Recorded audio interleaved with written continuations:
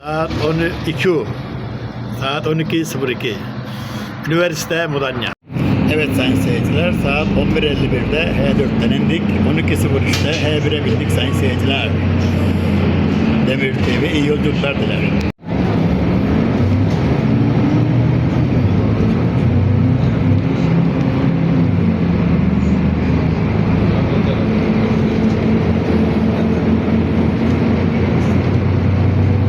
Saat 12.05.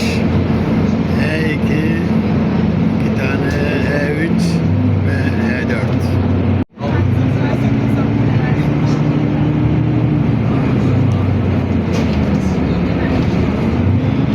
Saat 12.06. Simitçi dünyası. Çorba köfte, tavuk pizza.